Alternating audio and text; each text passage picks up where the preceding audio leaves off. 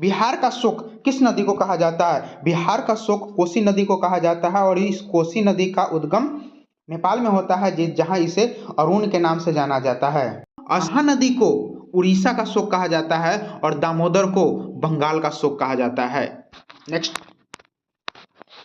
पूना समझौता कब हुआ था? पूना पैक्ट 1932 में हुआ था, यानी द्वितीय गोलमेज सम्मेलन के लौटने के बाद।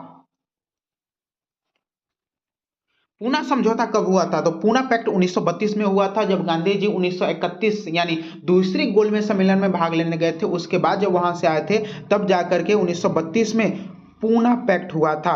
1930 में पहला गोलमेज सम्मेलन हुआ था, 1931 में दूसरा और 1932 में तीसरा गोलमेज सम्मेलन हुआ था।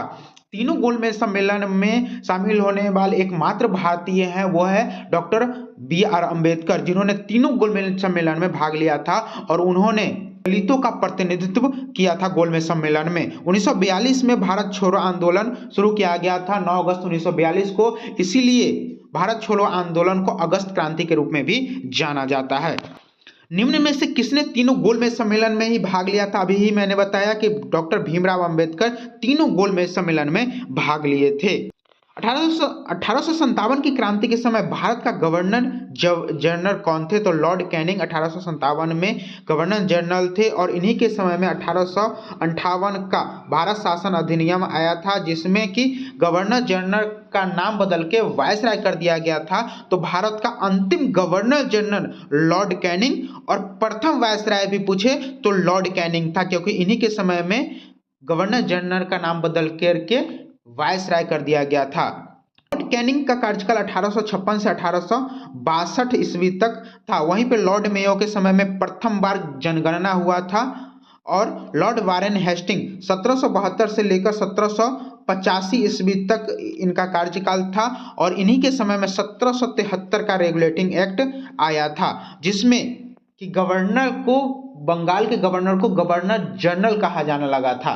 ठीक है, तो भारत का पहला बंगाल का पहला governor general lord Warren Hastings, Bharat का पहला governor general lord William Bentinck और भारत का अंतिम गवर्नर जनरल और प्रथम वायसराय पूछे तो लॉर्ड कैनिंग, याद रखेंगे।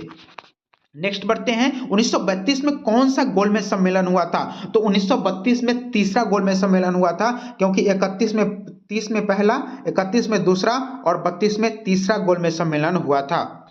नेक्स्ट है, गोदान किसकी रचना है? गोदान मुंशी प्रेमचंद्र की रचना है।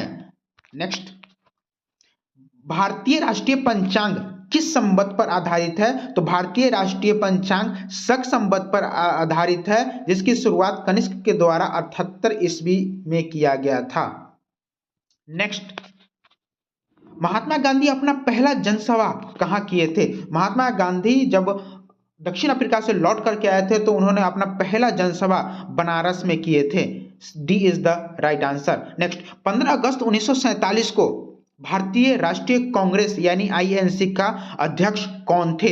JP कृपलानी। जब हमारा देश 15 अगस्त 1947 को आजाद हुआ था, उस समय JP कृपलानी राष्ट्रीय कांग्रेस के अध्यक्ष थे। नेक्स्ट, भारत का दक्षिणतम तट कौन सा है? इंदिरा पॉइंट भारत का दक्षिणतम तट है, जो कि अंडमान निकोबार द्वीप समूह का हिस्सा है। वीडियो कैसी लगी कमेंट बॉक्स में बताइएगा और ऐसे ही रोज वीडियोस पाने के लिए चैनल को सब्सक्राइब करके बेल आइकन को प्रेस करके